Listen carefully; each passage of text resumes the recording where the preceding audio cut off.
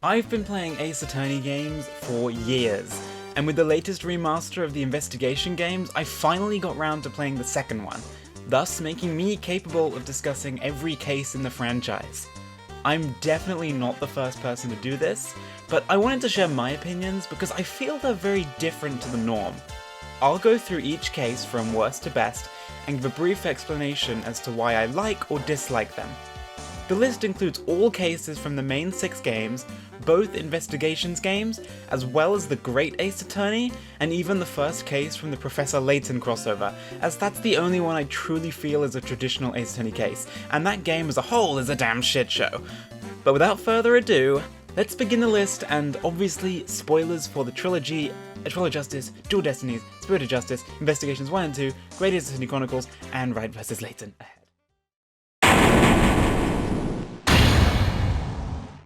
One thing that's usually mutually agreed on is the fact that the first Turnabout, while being a good tutorial case for the whole series, doesn't provide much else. We see the killer in the opening cutscene, which is always something I've despised, and then it's an easy road to getting him detained. Sawit is fine, and Larry can be fun in moderation, but it's not fun to replay because you know how to do everything, and once you've beaten 10 Ace Attorney games, why bother playing this one again? It's not a bad case, but every other case, even the bad ones, have more to them. Funny how we're going straight from the first case ever to the second. Turnabout Sisters sets up Maya, Gumshoe, and Edgeworth, and it is important in that regard. These characters play major roles in the coming games. But that's pretty much all this case is good for. Once again, you find out the killer straight away, and in my opinion, this should have been a one-day case because it is just so uninteresting and boring. As soon as you lay eyes on Red White, you just know he killed Mia. As well as him, April May and the Bellboy are kinda void of personality. It's emotional at the start when you find Mia dead, but after that, it's a slog to pin Red. Now, I might be biased, but Soseki Natsume is my least favourite character in the franchise, and he was the worst part of Clouded Kokoro in the first Great Ace Attorney game. Imagine my dismay when he was a witness in Adventure of the Blossoming Attorney. Now imagine my dismay when we got a second case dedicated to him being a defendant. Memoirs of the Clouded Kokoro is the worst case in the Great Ace Attorney Chronicles. It took me like a month to get through it just because I was not enjoying playing him. Listen, Sham Spear is a good character. I like his design, his mannerisms, his motive, and his switch to being crazy halfway through the last trial. What else do I like? That's tricky. For about 3/4 of the case, I was bored witless. Everything was just so boring. Even when Olive was revealed as a culprit and we finally put it all together, it didn't even feel good or rewarding. I was just like, oh, okay. Nothing was interesting, and honestly, besides from Shamspeare, not one thing had character. Mitaman is boring. Quinby is boring. What's with the bee shtick? Doesn't make any sense. Why has her gas company got a bee theme? Who knows? Honestly, everything about this case puts me to sleep. What a letdown from Great Ace Attorney.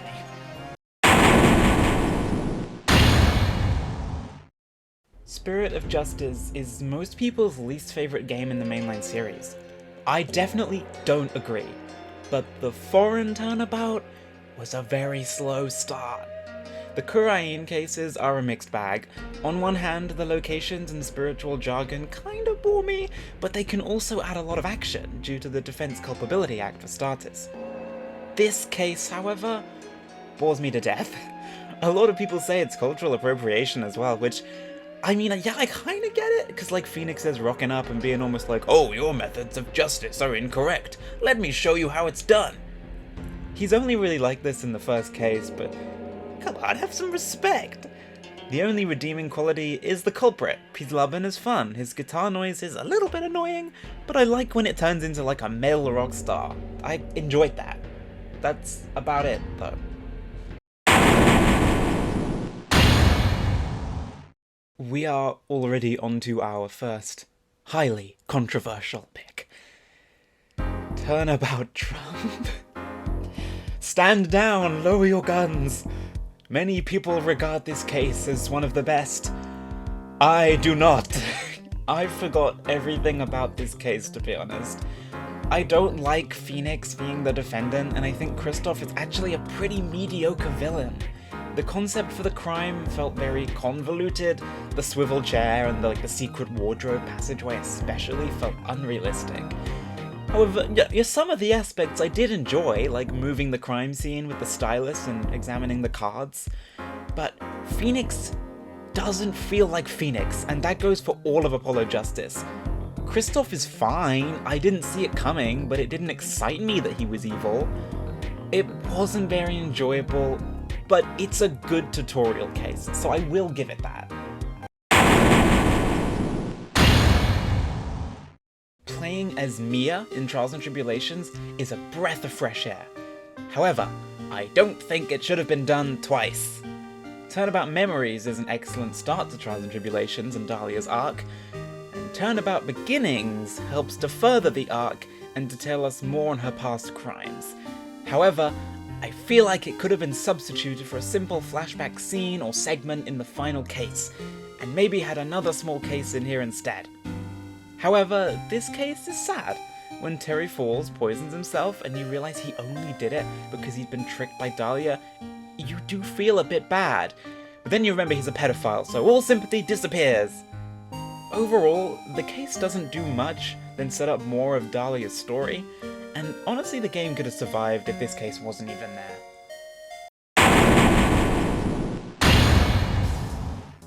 There is pretty much nothing wrong with Turnabout Visitor. It's a good tutorial case for a good set of spin-off titles. My only thing is that Portsman being the killer is the most obvious thing ever, regardless of the fact he was shown in the opening cutscene. But this case perfectly introduces all the mechanics in Miles Edgeworth Investigations, and does it really well. The mystery isn't too complicated, and you're able to figure out in your head pretty easily.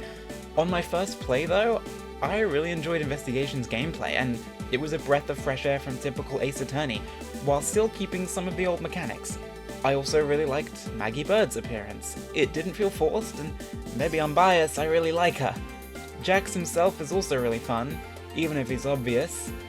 You can't help but hate his snarky attitude.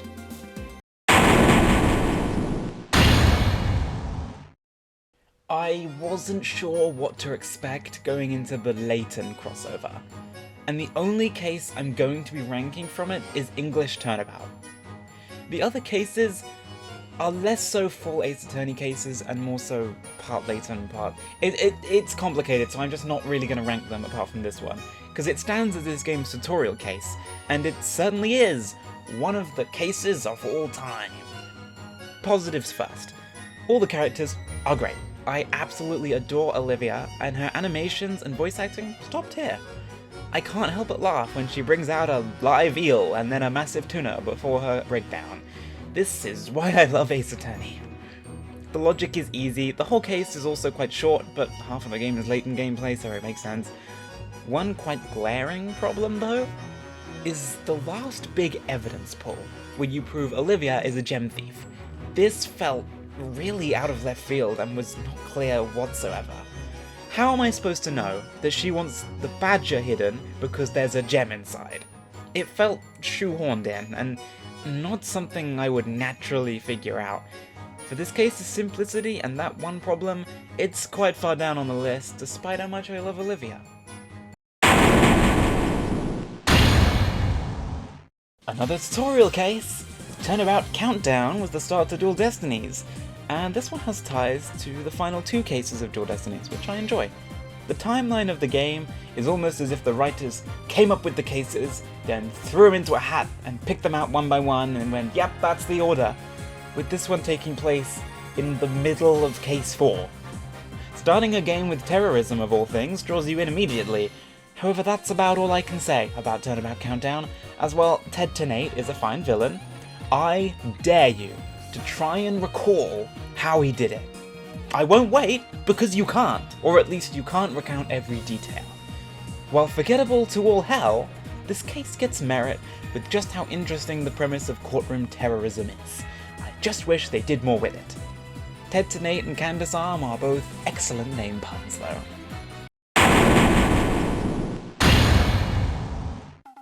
And with this, the first 3 Ace Attorney cases ever have been listed.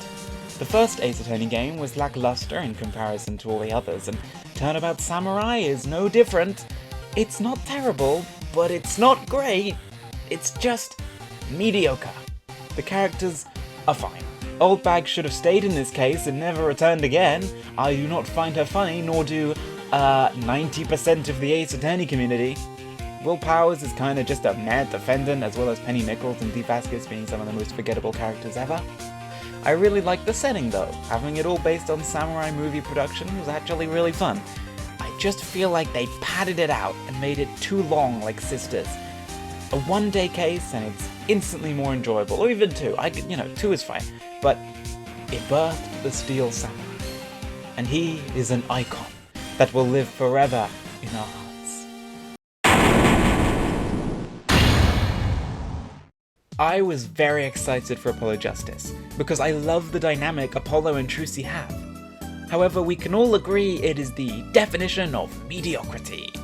Turnabout Corner is a good case. I really liked how Alita carried out the deed. It was creative with how Pal, Alita, Wocky and Wesley all came together at the crime scene. However, what I don't like are the characters themselves. The only ones that really stand out are the Kataki family, which I do like. But others, especially this one, I did not enjoy the panty escapade. I did not like.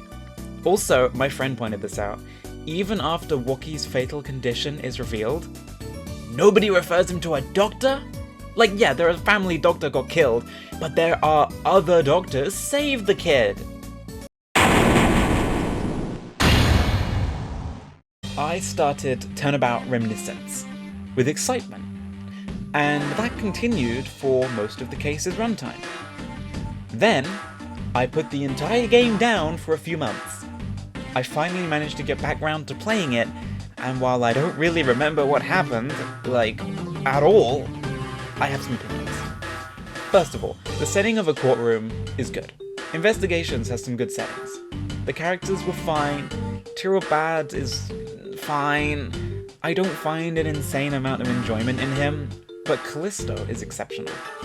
Most of the case is solid, just not incredibly enthralling. The final battle with Callisto feels underwhelming, and the entire case seems to lack the excitement of a typical Ace Attorney case.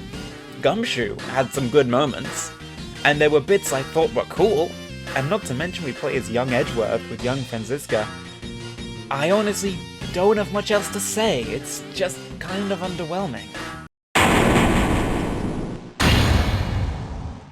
The adventure of the Blossoming Attorney is a tutorial case, meaning there isn't much to it. The case, the witnesses, and basically everything except for Write Many Memo felt almost lifeless. Hosanaga's return is fine, but Soseki's felt extremely lazy and odd, and made worse by the fact that I really hate him. I honestly don't know why he's there.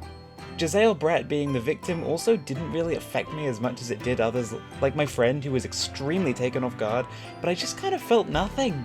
Nothing stood out to me and I left the case feeling underwhelmed. But that's not to say there are no good aspects. Many Memo is a fun killer. I enjoy his personality and his motive, and I also really like Rain Mbani. She's instantly likable, and the Ryotaro takedown scene at the end is really funny. Not to mention Aochi cutting his hair off in a sort of religious ritual had me smiling the whole time, just because of how ridiculous it was. Don't get me wrong, I enjoyed the case, but compared to others I didn't get much from it.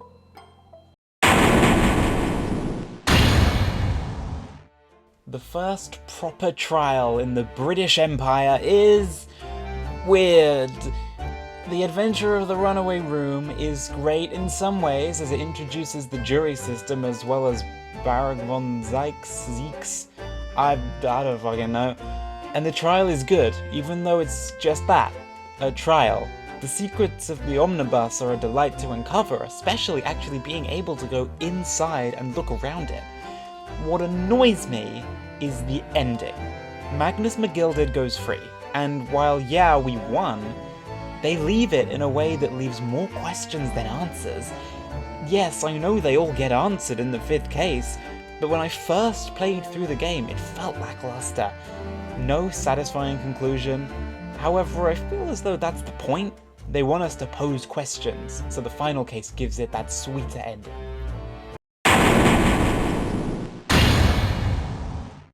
You know, if a case opens up with this, you know you're in for a good time. I know people don't like this case. Just hear me out though. Even if I'll likely fail to convince you.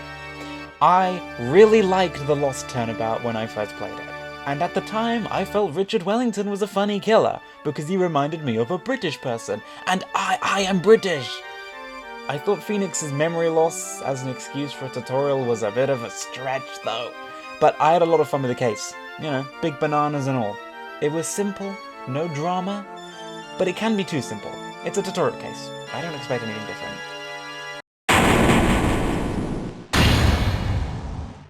The captive turnabout had me at a complete loss as to how to rank it.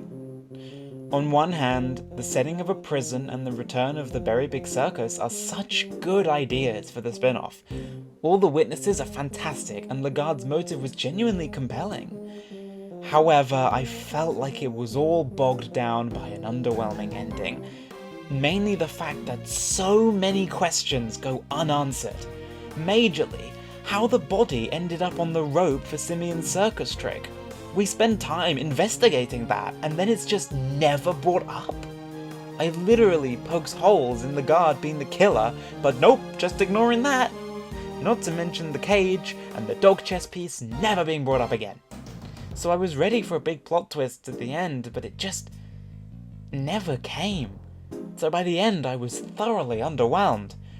Also, maybe this is me not paying enough attention, but I'm still confused as to how the murder happened, specifically where he was actually killed and how he got to the workshop. But I do need to give it credit, because the whole case up to that point was an utter joy to play.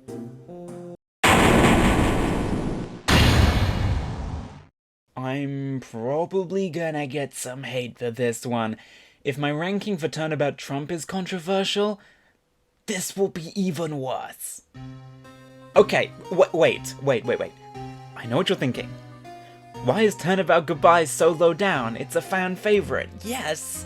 However, I feel as though most people enjoy the more serious cases, while I base my favorites on fun. Goodbyes is not fun. It's got a really good story, a really good killer, and really good character development, but it's not one I look forward to replaying at all. The atmosphere around the case seems very dull, in my opinion. Yes, the DL6 incident is tragic, and Manfred is kinda unenjoyable to listen to, but it's just not the case for me. If Turnabout Goodbyes was a colour, it would be a dismal grey.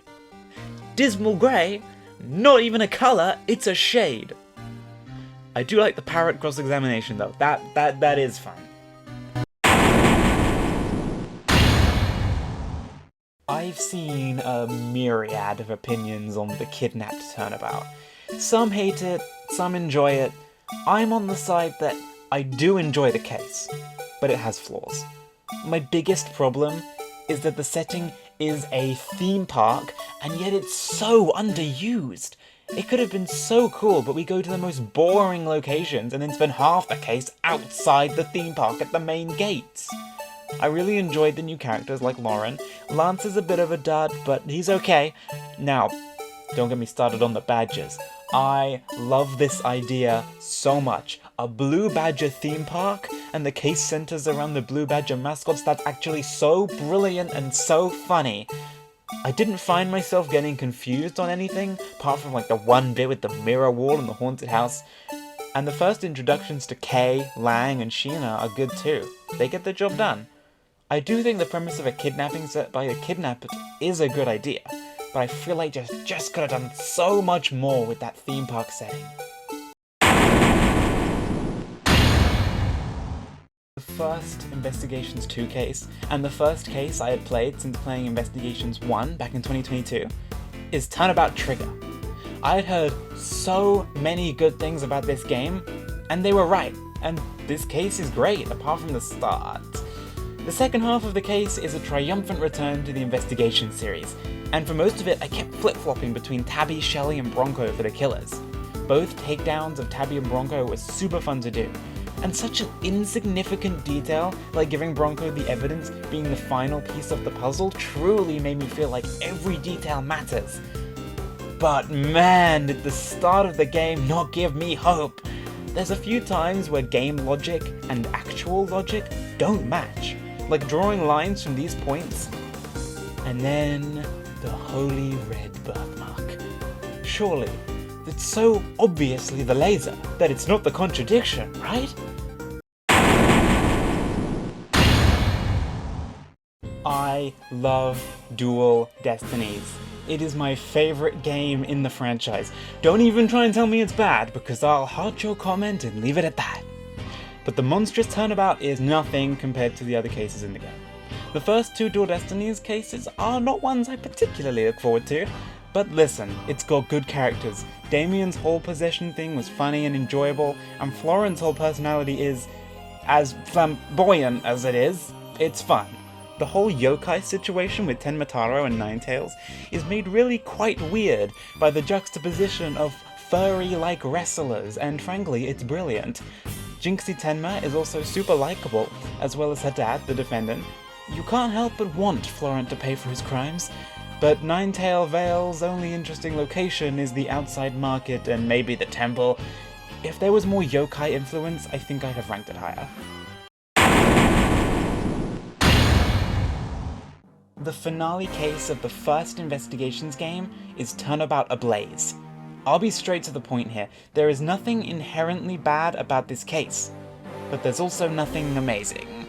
The whole split country thing is confusing at first, but you quickly pick it up, and honestly, I really like the idea and how it splits up the cast into each embassy. The case is a standard Investigations case, there are no gimmicks, and I think it works with this. Sheena is revealed to be Callisto Yu, which I think frankly was executed very well. And then we go on to fight Quercus Alba and pin him as the murderer. We know about halfway into the case he is the murderer, and the long battle to get into Crack is honestly an interesting device.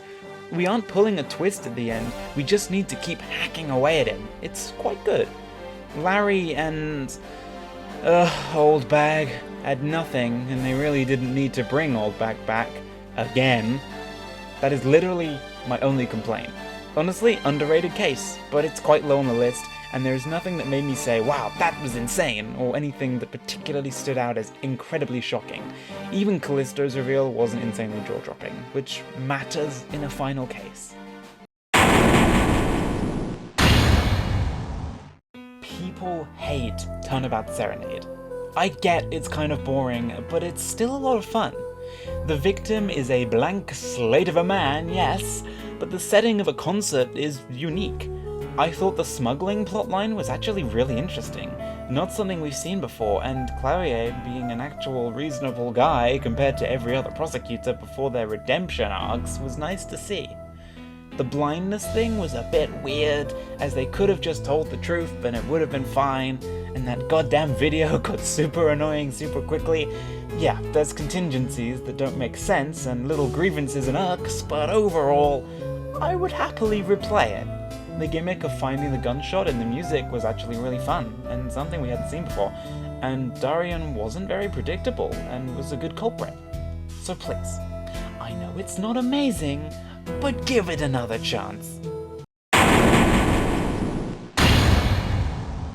As I've said before, the Kuraiin cases are hit or miss, and the first day of Rite of Turnabout was such a slog to get through. The characters aren't too interesting, and the setting is mundane.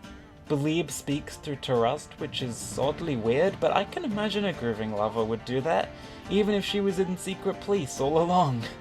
I don't actually remember who Lady Kira really was, or really how the death was carried out, just that Maya's body surely should have been like, in some pain after her leg was brutally shoved around her neck. The only thing that redeems it, though, is the final trial. That last scene where Belieb's Enterust's soul off was actually really sad, and it made me tear up. Boring start, beautiful ending. But a case can't be great if it's only the ending that has value. The adventure of the unspeakable story did not feel like a final case. Not to say the case isn't good, it's great. I love Gina Lestrade, so I was so happy to see her back, and main character development is superb in Susato and Iris. Ashley Graydon was an obvious culprit. When you first see him in the pawn shop, I actually thought he was too obvious to be the killer, but nope, he was. And I mean, it's kinda sympathetic, but he also killed 2 people, so it's kinda hard to sympathize. One nitpick though, specific to me. The first half of the trial loves stereoscopes.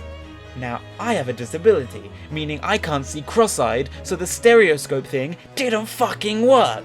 So the whole time, I felt absolutely ridiculed. But I really enjoyed the tying up of the McGilded case. It made you really hate him, and realize just how evil he is, and how calculated he was to put all his different pawns in place. I suppose the pawn shop was actually symbolic of this.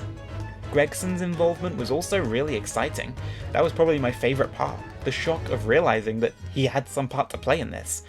But as I say, it didn't have enough to feel like a final case. Comparing it to mainline Ace Attorney, it pales in comparison, but I can't knock it for being a solid case. One of the best tutorial cases is Turnabout Memories. And playing as Mia was so fun. It was the first time we play as someone other than Phoenix, and defending younger Phoenix against Dahlia is a twist I didn't expect. Not to mention, it's the start of Dahlia's arc, by far one of the best Ace Attorney villains, hands down. You get a sense for just how evil she really is, and afterwards, you expect it to be a one and done tutorial case, but little do we know, she's the main antagonist for the whole game, and somehow I don't get bored of her. I loved the school setting, more on that later, and honestly, I don't know how Phoenix was tolerable. I mean, look at this man. Boy, glad he's matured, that's for sure.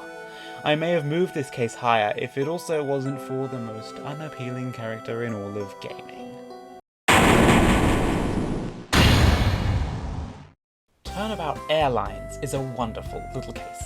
10 times better than its predecessor. There doesn't appear to be much to it at first. I think immediately Rhoda is the obvious killer, but the logic is sound, and there really isn't a moment where you could get stuck. Plus the idea that the whole case takes place on a plane is really fun. Zinc would have been better if he didn't look like this. And Rhoda and Cammy were great, Cammy especially being a really good culprit, and while not insanely shocking, still was effective. Franziska also returns, and she is portrayed very well here. She is what makes this case great for me. As will be the case with the first investigations cases, they aren't as long as a typical Ace Attorney case, but they're still great in what they are. The adventure of the Clouded Kokoro is interesting, because it's really good with what it's got, but it's brought down by what it lacks. As usual, the characters are so lovely, Rolly and Patricia seem annoying, but eventually you really warm up to them, and even though Rolly tampered with the crime scene, you feel for his motives. Mr. and Mrs. Garadeb are also great, not too interesting designs, but they work together so well. So Seki Natsumi is funny to start with, but becomes quickly very annoying. Now, the case itself is fine. I managed to work it out pretty early on, and it was clever in what it did, but the entire case lacks certain pizzazz that other cases have. Nothing poignant stood out to me, and became easy to get a bit bored. The climax isn't even that incredible, unlike most Ace Attorney cases. It was a constant flat line rather than an up and down twist-filled plot, which can sometimes work. The Cosmic Turnabout sets up the finale for Dual Destinies, and it's so good. But similarly to the next case, it's not full, and it's only part of a bigger case, so I can't rank it very high. Originally, I found a space station setting to be kinda uninteresting personally. Space isn't something that interests me, but once things got started, it was such a good setup. All the characters in this case are great, even if Solomon's sighing is a bit obsessive. Only thing I would say is it doesn't fully satisfy me, because we don't actually find a killer, which is left for the next case for obvious reasons, However, take Turnabout Revolution, for example. There's a whole case with the Founder's Orb before the main Revolution case. So I think the Turnabout for Tomorrow could have been put together with this, and maybe added a fun Villa case in the middle. Honestly, nothing wrong with this case apart from that. Can't go wrong with Phoenix Wright, Space Attorney.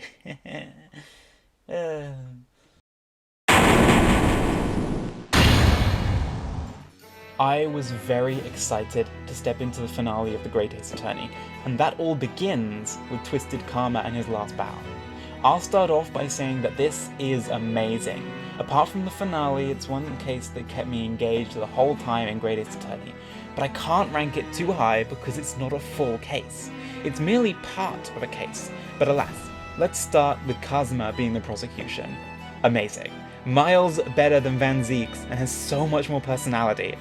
The first investigation is eh, but the trial is good. I loved the shopkeeper witnesses, except Sandwich and the Red-Headed League felt like lesser Skulkin brothers, but they were fine. I loved the reveal of Gossip being Daly. I predicted Daly was impersonating Gregson, but didn't think he was Gossip. And then the final investigation, oh my, I love Maria Gori so much. She deserves so much more screen time.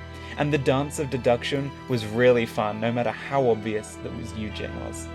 Speaking of, he shows his great assistant. Who saw that coming? Love that for him though. As I said, this is some of the best Great Ace Attorney has to offer, but it's incomparable to full cases. And this one finishes off Apollo Justice's cases.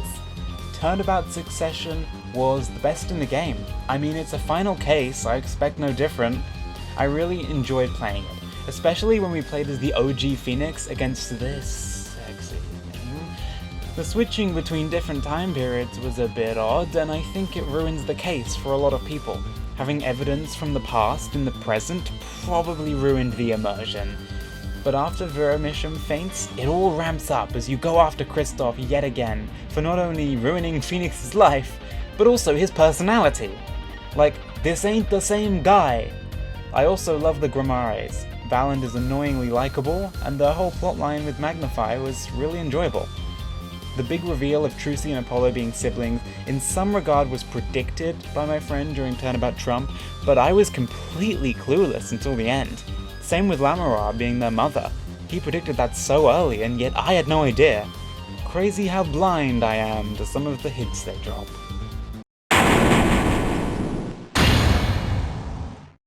Coming out from one of my least favourite cases, I was hoping for an absolute banger with the return of the great departed soul. And yes, it was good. Not quite a banger, but it was a good case. The setup at the start drew me in, and I was excited for it. The entire first day, however, is nothing to write home about, but the Waxwork Museum is one of the best locations in the series so far. The case hits a peak when you arrive at Enoch's lab. By the way, Enoch and Esmeralda carry this case character-wise. The dance of deduction here is beautiful with its animations. And now, the final trial. I managed to predict basically everything here, the cages, the kinesis. I even predicted Courtney's involvement way before, just as a lucky guess. But I didn't predict that Odie survived and Courtney actually killed him. I thought it would end up with her being the accomplice. Courtney herself is mediocre. Nothing really too interesting, and there wasn't a breakdown, which was disappointing. But man, the fully voiced cutscene when Kazuma is revealed as the apprentice, I had already made the connection by comparing their chins, but still, what a scene.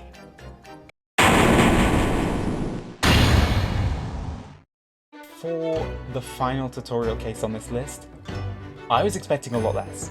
The first Great Ace Attorney case, I was pleasantly surprised with just how good it was. The adventure of the Great Departure introduces the ability to cross-examine multiple witnesses. It was a fun addition and benefits the series as a whole. The case appears to be basic, but soon becomes more than you expect with the poison, and overall it's probably the best first case in the series, and gives us a great introduction to some of the main characters. Kazuma is very hot, by the way, just saying. This case is très bien. Yeah, I put this above 3 final cases, so what? Recipe for Turnabout is another pure stupid fun case. Furio is fun. Victor is kind of fun at times. Gene made me uncomfortable, but it's still fun. Kinda. And you've still got a bit of seriousness with Viola. It's just a dumb case that's pure enjoyment.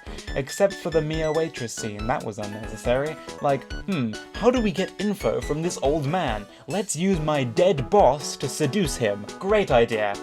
This case is weird, but good weird.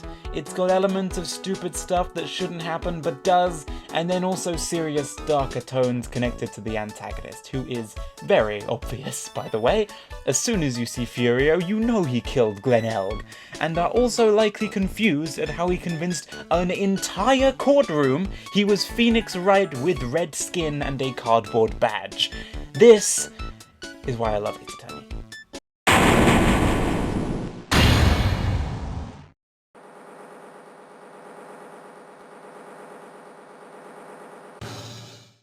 And now, the moment you've all been waiting for, probably one of the most controversial picks of all time. You know the case, its infamy rivals no other, the infamous third case of justice for all, turnabout, Big Top. I liked this case, okay?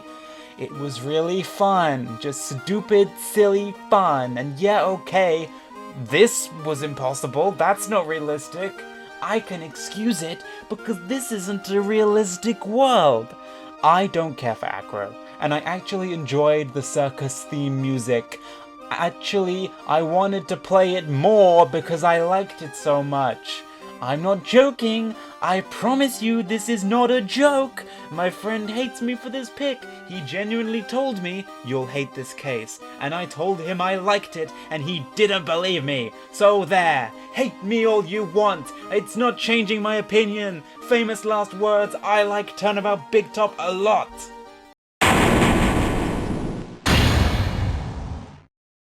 I've got a case of Clussy fever, and I want to make... Sorry. I was excited for Turnabout Storyteller because of certain memes, which is funny because I like men, and it met my expectations, mostly. Bucky Wet is okay. I didn't really understand his whole throwing up gag. Get it? Gag. Wendo is so much fun with his split personalities, one of the best characters ever.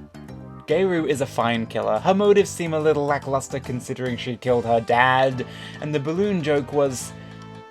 Yeah, I kind of ignored that. Honestly, I don't get the hype. Just a clown. Anyway, the case overall was very enjoyable to play through. Filler, but it was fun filler.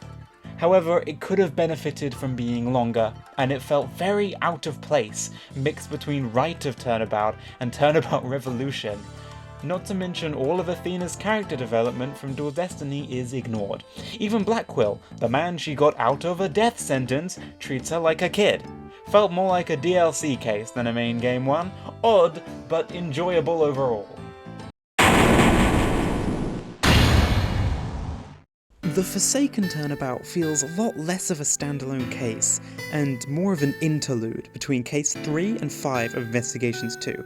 It really works here, as the case focuses on character development. We see Edgeworth debating on what path to take in the legal world. We see Eustace having his entire childhood torn apart by his own father. And we see Kay get something to do. I was worried Kay would be irrelevant this game, and I do enjoy the little arc she had here in finding herself again, but it's mostly unimportant. The idea of an illegal auction for evidence is really cool, and the murder itself was sound and fun to unravel. I also found Needler and her grandma's dynamic to be especially fun to watch on screen.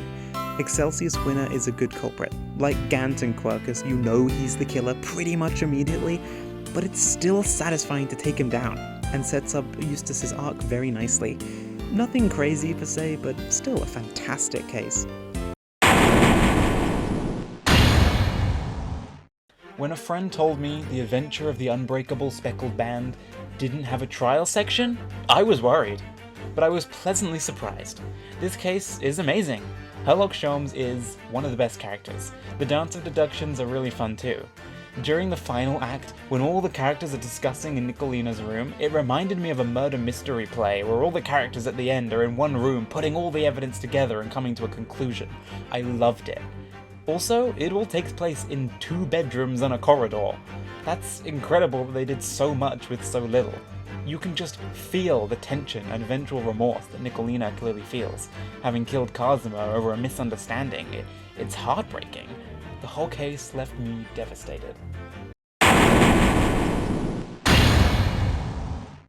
So, before I played Investigations 2, I had been spoiled on Simeon having clown sprites.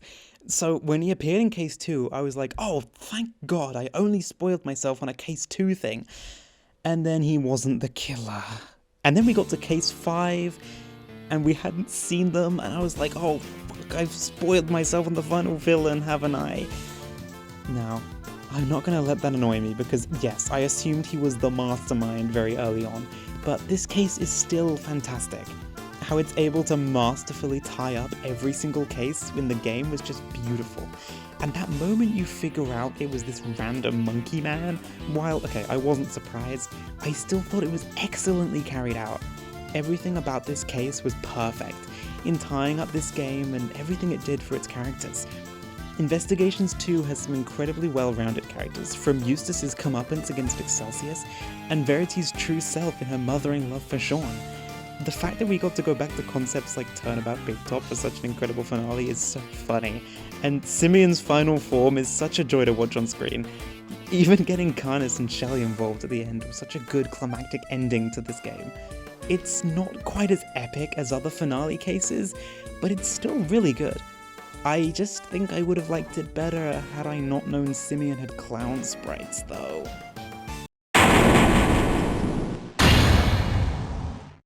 Regarded as one of the best final cases, it's not hard to see why. Farewell My Turnabout feels simple at first, until it's revealed that your defendant actually is guilty, immediately begging the question, will we defend him, or lose on purpose in the name of justice? Once again, I feel like most of the characters are great. I say most because of this. Having Maya be kidnapped added stakes to the case as well, and while we knew she'd be fine, we still felt a sense of urgency. Phoenix actually losing the case in order to stop On Guard was a fantastic twist, and having On Guard plead to be caught guilty, otherwise facing the hunting of an assassin, was a great ending that I didn't see coming. Not to mention him literally clawing at his face. Way to leave a mark! Literally. Justice for All gets a bit of slack for a certain circus case, but it's super underrated for this, and one other we will get to. I'd heard a lot of good things about Turnabout Legacy, and they were deserved. Ace Attorney has always been good with complexity, but this one really showed they know how to write a good murder mystery. Even better, being able to play as Big Man Gregory, at points in the 18-year gap just added an extra layer of icing to the cake. The setup of a baking contest is very unique, and just when you think they're stunting Judy as the killer, they revealed the true culprit to be Gusto. I also found both Judy and Gusto's motives to be compelling and emotional, especially realizing Samson spent 18 years in prison on a false verdict, and overturning the verdict to pin Gusto was also an addition that elevated the case for me. Not to mention, while you know I'm not the biggest fan of Turnabout Goodbyes, linking this to the DL6 incident did in fact pull at the heartstrings. An extremely strong start to the latter half of Investigations 2 after I had my problems with Case 2.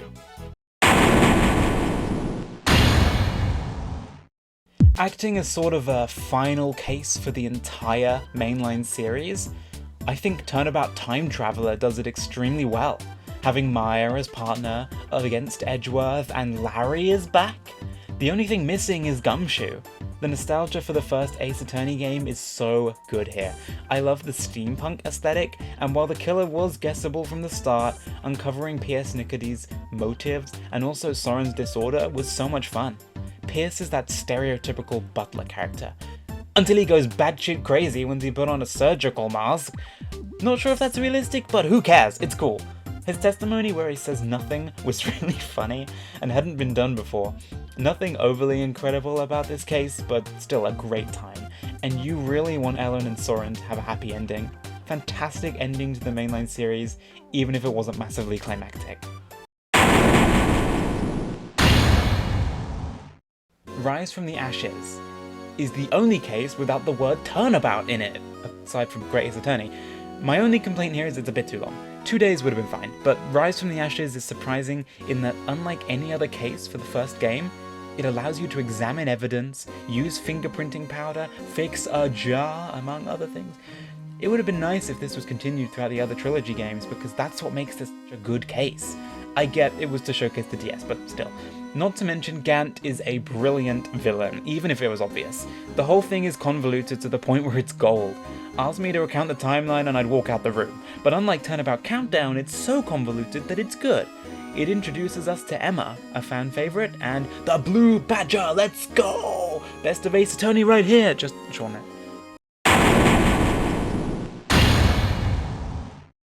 The DLC for Dual Destinies has a bewildering concept. You have to defend an orca whale. While this is only for the first day, the whole of Turnabout Reclaimed and the theme of it are fun. Not as stupid as Big Top or Recipe, but it's still just so joyous. The 3D does wonders here, and you can't help but smile while playing this case. The song is catchy, the culprit's breakdown is crazy and unreasonable, but crazy and unreasonable in a good way, and Orla is lovely. Just being at an aquarium, even with a murder, is just so nice. Like, I've never smiled so much during a case. Even the culprit, who didn't even murder the captain, it was all an accident, is fun. You've got a rapping pirate, a vet with an adorable penguin in his hair, and a lovable pirate in the form of Sasha. You can't help but just have a whale of a time. Sorry. The first time I played Turnabout and Reunion, I fell in love. Eenie, or Mimi Miney, is maybe my favourite culprit in maybe the entire series, and I don't really have a proper reason, I just love her so much. The case took on a massively dark twist that I don't think anybody would have seen coming. Like, Eenie died in a car crash, Mimi then stole Enie's identity by having her face surgically made into Enie's. Like, what? Ace Attorney can get pretty gruesome, and while this isn't the worst, more on that later, it's certainly one of the most shocking to imagine. Not only that, but it also helps set up Bridge to the Turnabout, so that gives it merit there. We're introduced to Pearl for the first time too, who is adorable, as she always is, even when she's 19 in later games. I remember when I first played it, I honestly couldn't get over how good it was. Love this one so much.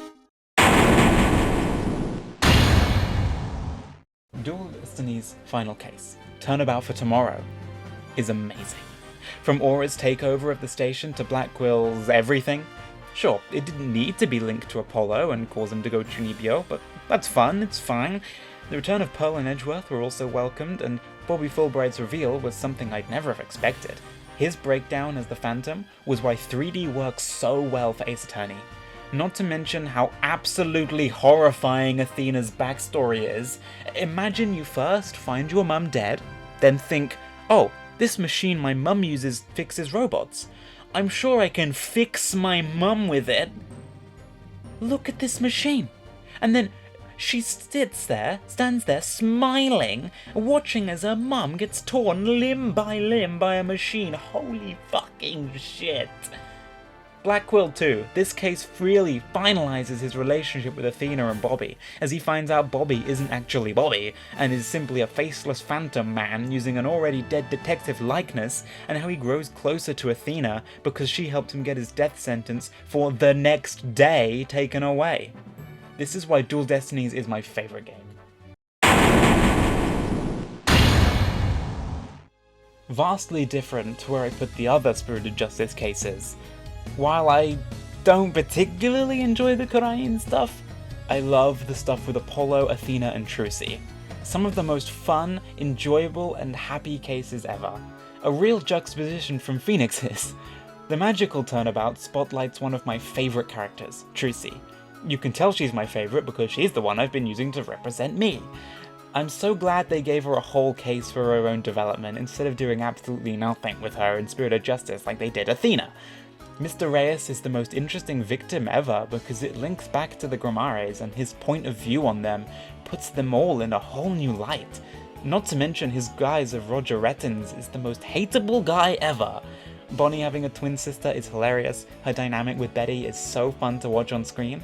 Once Roger goes into his magician mode, it really finalizes this case as one of my favorites. And not to mention, his breakdown may be the best in the entire series. And this image at the end is golden. You expected it, but did you expect it not in first place? That's right, it's Bridge to the Turnabout! Come on, did you expect this to be anywhere but the top spots? This trial is a perfect Ace Attorney case. Tying up the original trilogy, it perfectly captures everything amazing about Ace Attorney, with interesting and in-depth characters such as Iris, an unwinding story, and the ending of Dahlia Hawthorne, who is taken down so satisfyingly. Watching her spirit leave Maya and get finally ended for good? Mwah, chef's kiss moment. Even the return of Edgeworth and Franziska, although fan service, was really fun to play through just because it's Edgeworth on the defense side. How cool is that? And it also gives Franziska some of the screen time she so desperately needed. I mean, yeah, Larry is in it. Oh, sorry, the Reese Donim. But I love Larry, and you all need to pipe down because he is such a lovely guy. The moment where Phoenix falls off the bridge and Larry immediately goes to try save him, you can tell that although he's a bit dim, and although Phoenix jabs him constantly, there is a genuine friendship there, and I'm here for it. I also melted at the moment we found out Iris had a genuine crush on Phoenix while she was pretending to be Dahlia. That broke my heart, and honestly, they're a good match. But Phoenix has a certain red-coated prosecutor he's an even better match with. But yeah, perfect case right here. Turnabout Academy is my favourite case in Dual Destinies. Some people dislike it for being too anime, but the fact that it's so different works. Or maybe I just like anime. Playing as Athena solely is so fun. She needs her own game because she's such an enjoyable character, and this case also features my favourite character in the whole franchise, Robin Newman. I relate to her a lot, for maybe obvious reasons. The situation she found herself in just made me feel happy, and is what led me to Kenho. But apart from that, the case itself was just such a fun environment. A school is something we haven't seen before, and it's a joy to explore. Juniper, Robin, and Hugh are all incredible because you grow to love them all more and more as the case gets on, and you realize their friendship, looking past their individual flaws and secrets. I love them so much.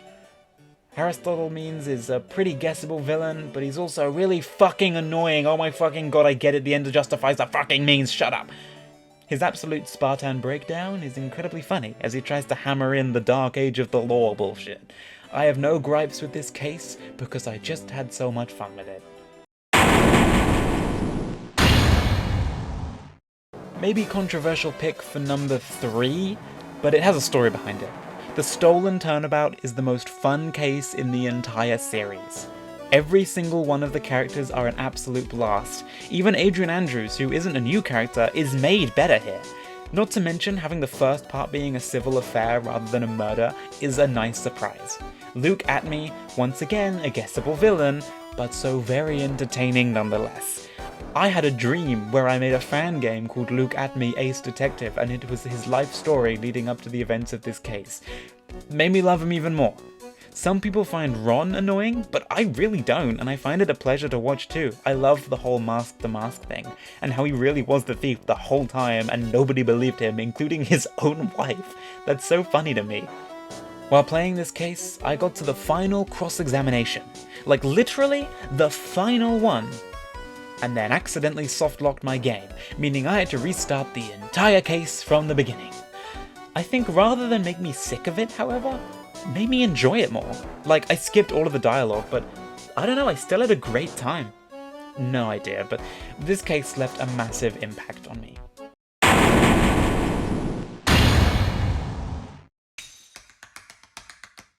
I think anyone that has played the Great Ace Attorney can come to an agreement that the resolve of Ryunosuke Naruhodo is the best case in both games.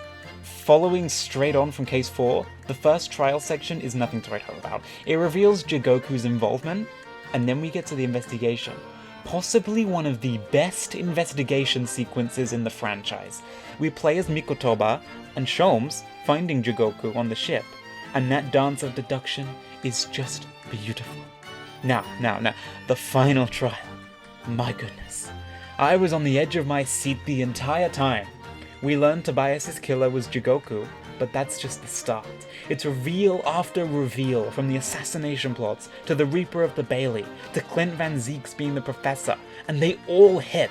The logic and overall plot is so incredibly complex, yet you can understand everything, and all 10 prior cases have played some part in the story. I guessed that Strongheart was involved from the start. There's no way this man had not done something bad. But my goodness. Even though it makes it clear he's the British counterpart to Jigoku and pulling the strings over everyone, taking him down is a joy to watch, and his final overall breakdown is my favorite in the franchise. The ending is beautiful. One of the best endings to come out of Ace Attorney. Great Ace Attorney was a trip, and it was worth it. This may come as a shock, but yes, my favorite case of all time out of all 10 games is Turnabout Revolution. This case is probably the most epic, climactic, emotional case ever. The first day is just fun.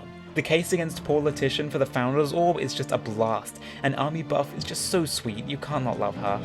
Not to mention the tense moments with Apollo and Dirk in the caves. That sort of action movie-esque setup is something never seen before aside from the bridge scene in Bridge to the Turnabout. Then, day 2 has a slow start, but when the trial begins, it gets crazy. Oh my fucking god. I predicted Nena was Amara from the start, but the moment my brain clicked that Dirk was already dead, my mind was blown. And then they revealed that he was dead even in the US, and Maya was channeling him. Having to watch as Apollo slowly comes to the realization that his adopted father had been dead for a long time is heart-wrenching, and was probably the best moment in the trial. And then at the end, when you finally corner Garan by revealing she doesn't have spiritual power, magnum opus. Perfection. Oh, and then the emotions don't stop there, as Apollo decides to stay in Karain. That final cutscene made me shed a tear, I swear. Seeing Raifa as the queen and Apollo stating his own law firm really ties this storyline together, no matter how many backstories he may have had.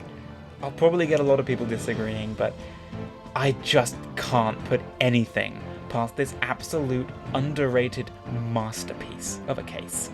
If you haven't played Spirit of Justice, fucking play it. And that is the complete list. If you're wondering, this is my ranking for the games individually as a whole. Anyway, that is it for the video. I know it's going to be very different from most lists, and it's probably very different from your own, so if you please let me know if you disagree or agree with any of the placements. Tell me your own rankings in the comments, I'd love to read them. Without further ado, court is adjourned.